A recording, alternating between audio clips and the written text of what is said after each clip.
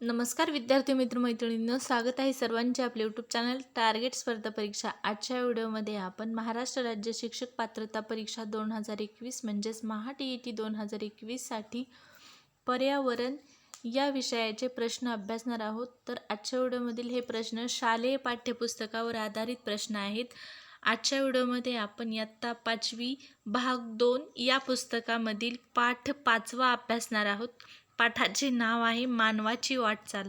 यापूर्वी आपण आपल्या चॅनलवर इयत्ता 5वीमधील पाठ 1, 2, 3, 4 या सर्व पाठांचे व्हिडिओ अपलोड केलेले आहेत व या पाठांवर आधारित प्रश्न TETमध्ये विचारले जातात. त्यामुळे यापूर्वीचे व्हिडिओ जर तुम्ही पाहिले नसतील तर ते व्हिडिओ पाहून घ्या, कारण महाराष्ट्र राज्य शिक्षक पात्रता परीक्षा म्हणजेच महा-TET 2021 मध्ये पर्यावरण किंवा परिसर अभ्यास या विषयावर शालेय पाठ्यपुस्तकावर आधारित प्रश्न हे विचारले जातात व ते इयत्ता 1 ते 8वी या इयत्तेमधील शालेय पाठ्यपुस्तकावर आधारित प्रश्न असतात. त्यामुळे हे सर्व पाठ्यपुस्तक अभ्यासणे खूप महत्त्वाचे आहे. यापूर्वीच्या झालेल्या म्हणजेच महाराष्ट्र राज्य शिक्षक पात्रता परीक्षेच्या यापूर्वी ज्या परीक्षा झालेल्या आहेत त्या परीक्षेमध्ये इयत्ता 4थी व 5वी या 2 इयत्तेवर आधारित प्रश्न जास्त प्रमाणात विचारण्यात आलेले आहेत. त्यामुळे ह्या 2 इयत्तेंचा अभ्यास करणे खूप महत्त्वाचे आहे. जर तुम्ही यापूर्वी अपलोड केलेले व्हिडिओ पाहिले नसतील तर ते एक वेळेस पाहून घ्या परीक्षेला जाण्याअगोदर, कारण त्याचा तुम्हाला चांगला फायदा होईल. चला तर मग पाहूया आजच्या व्हिडिओचे प्रश्न. आजच्या व्हिडिओमध्ये आपण इयत्ता 5वीतील भाग 2 या पुस्तकामधील पर्यावरण इयत्ता 5वी परिसर अभ्यास भाग 2 या पुस्तकामधील पाठ 5वा अभ्यासणार आहोत. पाठाचे नाव आहे मानवाची वाटचाल. तर या पाठावर आधारित पहिला प्रश्न आहे प्रश्न क्रमांक 1. कुशल मानव म्हणजे काय? तर या प्रश्नाचे योग्य उत्तर आहे हातांचा कुशलतेने वापर करणारा मानव म्हणजे कुशल मानव होय. प्रश्न असा देखील विचारला जाऊ शकतो की कुशल मानव म्हणजे कोणता मानव? तर या प्रश्नाचे योग्य उत्तर आहे हातांचा कुशलतेने वापर करणारा मानव म्हणजे कुशल मानव होय. पुढचा प्रश्न आहे प्रश्न क्रमांक 2. कुशल मानव या मानवाच्या अस्तित्वाचा पुरावा सर्वप्रथम कोणत्या खंडात मिळाला? प्रश्न क्रमांक 2 आहे कुशल मानवाच्या अस्तित्वाचा पुरावा सर्वप्रथम कोणत्या खंडात मिळाला? तर या प्रश्नाचे योग्य उत्तर आहे आफ्रिका खंडातील टांझानिया व केनिया या 2 देशाच्या परिसरामध्ये कुशल मानवाच्या अस्तित्वाचा पुरावा सर्वप्रथम मिळालेला आहे, आफ्रिका खंडामध्ये. त्यानंतर प्रश्न क्रमांक 3 आहे कुशल मानव या मानवाला लुई लिकी या शास्त्रज्ञांनी कोणते नाव दिले? तर या प्रश्नाचे योग्य उत्तर आहे होमो हॅबिलिस. होमो हॅबिलिस असे नाव कुशल मानव या मानवाला लुई लिकी या शास्त्रज्ञांनी दिलेले आहे. पुढचा प्रश्न आहे प्रश्न क्रमांक 4. IMP प्रश्न. लॅटिन भाषेत होमो या शब्दाचा अर्थ काय? तर या प्रश्नाचे योग्य उत्तर आहे लॅटिन भाषेमध्ये होमो या शब्दाचा अर्थ मानव असा होतो. पुढचा प्रश्न आहे प्रश्न क्रमांक 5. कुशल मानवाने बनविलेली हत्यारे कोणत्या कामासाठी किंवा कशासाठी उपयोगात आणली जात होती?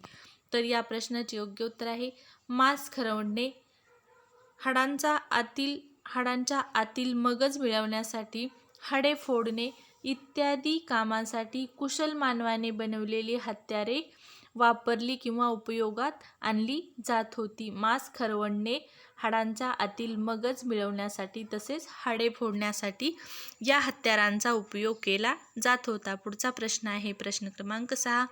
कुशल मानव काय खात असे? तर या प्रश्नाचे योग्य उत्तर आहे कुशल मानवाचे अन्न कोणते? असा देखील प्रश्न येऊ शकतो. तर या प्रश्नाचे योग्य उत्तर आहे पक्ष्यांची अंडे,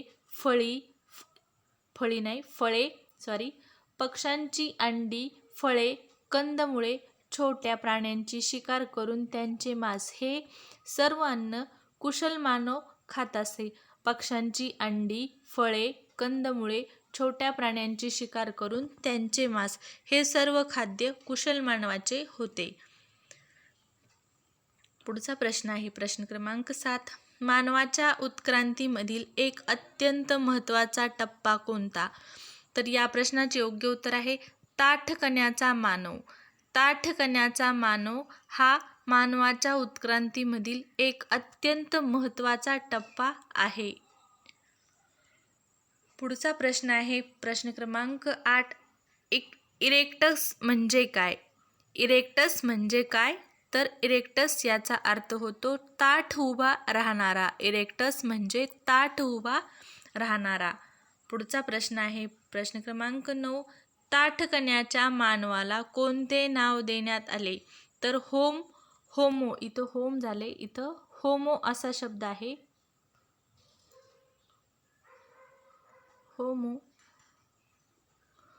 होमो इरेक्ट्स असे नाव ताठकण्याच्या मानवाला देण्यात आले होते. यानंतरचा प्रश्न आहे प्रश्न क्रमांक 10. अग्नीचा शोध मानवाला कशा प्रकारे लागला? तर या प्रश्नाचे योग्य उत्तर आहे जंगलातील वणवे पाहून मानवाला अग्नीचा शोध किंवा अग्नीची ओळख झालेली आहे. जंगलामधील वणवे पाहून मानवाला अग्नीचा शोध हा लागलेला आहे. पुढचा प्रश्न आहे प्रश्न क्रमांक 11. ताठकण्याच्या मानवाने बनवलेले हत्यार कोणते? प्रश्न क्रमांक 11 आहे ताठकण्याच्या मानवाने बनवलेले हत्यार कोणते? तर या प्रश्नाचे योग्य उत्तर आहे हातकुराड. हातकुराड हे ताठकण्याच्या मानवाने बनवलेले हत्यार आहे. प्रश्न क्रमांक 12 आहे ताठकण्याच्या मानवाने बनविलेल्या हत्याराचे अवशेष कोठे मिळाले? तर या प्रश्नाचे योग्य उत्तर आहे आफ्रिका, आशिया आणि युरोप या 3 खंडामध्ये ताठकण्याच्या मानवाने बनविलेल्या हत्यारांचे अवशेष मिळालेले आहेत. आफ्रिका, आशिया आणि युरोप या 3 खंडांमध्ये. पुढचा प्रश्न आहे प्रश्न क्रमांक 13. मानवाच्या उत्क्रांतीतील ताठकण्याचा मानव यानंतरचा टप्पा कोणता? तर या प्रश्नाचे योग्य उत्तर आहे शक्तिमान मानव. मानवाच्या उत्क्रांतीतील ताठकण्याचा मानव या टप्प्यानंतरचा टप्पा कोणता? तर या प्रश्नाचे योग्य उत्तर आहे शक्तिमान मानव. शक्तिमान मानव हा ताठकण्याच्या मानवानंतरचा दुसरा टप्पा आहे. पुढचा प्रश्न आहे प्रश्न क्रमांक 14. शक्तिमान मानव या मानवाचे अवशेष सर्वप्रथम कोणत्या देशात मिळाले? तर या प्रश्नाचे योग्य उत्तर आहे जर्मनीमध्ये नेदरलँड येथे शक्तिमान मानव या मानवाचे अवशेष सर्वप्रथम मिळालेले आहेत. कोणत्या देशामध्ये? तर जर्मनीमध्ये नेदरलँड या ठिकाणी शक्तिमान मानवाचे अवशेष सर्वप्रथम मिळालेले आहेत. पुढचा प्रश्न आहे प्रश्न क्रमांक 15. शक्तिमान मानवाला नेदरलँड मॅन असे का म्हणतात? IMP प्रश्न आहे, विचारला जाऊ शकतो. तर या प्रश्नाचे योग्य उत्तर आहे शक्तिमान मानवाचे अवशेष सर्वप्रथम जर्मनी या देशातील नेदरलँड या ठिकाणी मिळाल्यामुळे या मानवाला नेदरलँड मानव किंवा नेदरलँड मेन असे म्हणतात. नेदरलँड मेन असे का म्हणतात शक्तिमान मानवाला? तर शक्तिमान मानवाचे अवशेष सर्वप्रथम जर्मनी या देशातील नेदरलँड या ठिकाणी सापडल्यामुळे त्या मानवाला नेदरलँड मानव असे म्हणतात. पुढचा प्रश्न आहे प्रश्न क्रमांक 16. शक्तिमान मानव प्रामुख्याने कोणत्या ठिकाणी वस्ती करत होता? शक्तिमान मानव प्रामुख्याने कोणत्या ठिकाणी वस्ती करत होता? तर या प्रश्नाचे योग्य उत्तर आहे गुहांमध्ये. शक्तिमान मानव हा प्रामुख्याने वस्ती गुहांमध्ये करत असे. पुढचा प्रश्न आहे प्रश्न क्रमांक 17. शक्तिमान मानव कोणत्या प्रकारचे कपडे वापरत असे? तर या प्रश्नाचे योग्य उत्तर आहे चामड्याचे कपडे. शक्तिमान मानव हा सर्वप्रथम चामड्याचे कपडे वापरत असे. पुढचा प्रश्न आहे प्रश्न क्रमांक 18. समूहातील एखादा सदस्य मृत झाल्यास त्याला दफन करताना शक्तिमान मानव मृत व्यक्तीसोबत कोणते हत्यार पुरत असे किंवा दफन करत असे? तर या प्रश्नाचे योग्य उत्तर आहे प्राण्यांच्या शिंगापासून बनविलेले हत्यारे त्याच्या सोबत दफन करत असे. समूहातील एखादा सदस्य मृत झाल्यास त्याला दफन करत असताना शक्तिमान मानव मृत व्यक्तीसोबत प्राण्यांच्या शिंगापासून बनविलेले हत्यारे त्याच्यासोबत दफन करत असे. तसेच त्या मृत व्यक्तीच्या शरीराला लाल रंगाची माती चोळत असे. ती एक प्रथा होती त्यावेळेसची. तर शक्तिमान मानव प्राण्यांच्या शिंगापासून बनविलेले हत्यारे मृत झालेल्या व्यक्तीसोबत त्याला दफन करत असे. पुढचा प्रश्न आहे प्रश्न क्रमांक 19.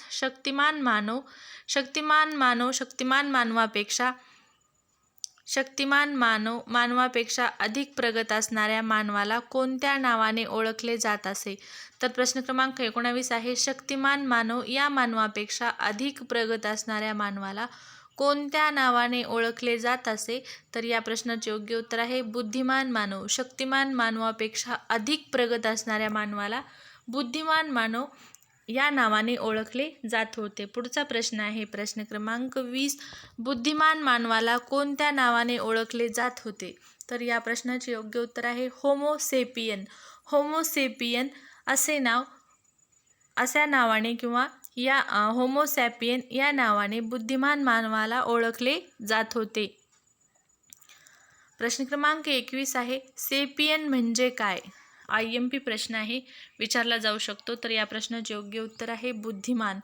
होमो या शब्दाचा अर्थ होतो मानव व होमो या शब्दाचा अर्थ होतो मानव. सेपियन या शब्दाचा अर्थ होतो बुद्धिमान. होमोसेपियन म्हणजेच बुद्धिमान मानव होय.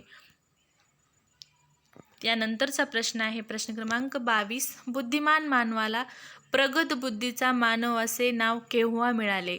तर बुद्धिमान मानवाला प्रगत बुद्धीचा मानव असे नाव केव्हा मिळाले? तर बुद्धिमान मानवाची वैचारिक क्षमता अधिक प्रगत झाली तेव्हा त्याला प्रगत बुद्धीचा मानव किंवा प्रगत बुद्धीचा मानव असे नाव मिळाले.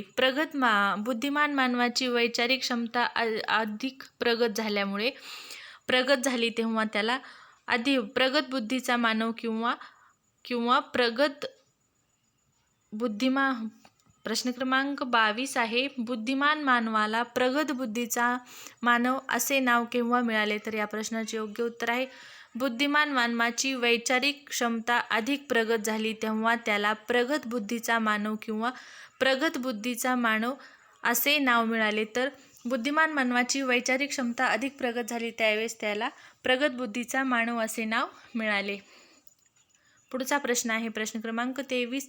आधुनिक मानवाचे पूर्वज कोण होते? तर या प्रश्नाचे योग्य उत्तर आहे शक्तिमान मानव आणि बुद्धिमान मानव. शक्तिमान मानव आणि बुद्धिमान मानव हे दोन आधुनिक मानवाचे पूर्वज होते. तर आजच्या व्हिडिओमध्ये आपण महाराष्ट्र राज्य शिक्षक पात्रता परीक्षा म्हणजेच महाराष्ट्र राज्य शिक्षक पात्रता परीक्षा TET 2021 साठी परिसर अभ्यास किंवा पर्यावरण या विषयासाठी प्रश्नांचा अभ्यास केला. हे प्रश्न शालेय पाठ्यपुस्तकावर आधारित इयत्ता 5वीच्या परिसर अभ्यास या पुस्तकातील भाग 2 मधील पाठ 5वा अभ्यासला.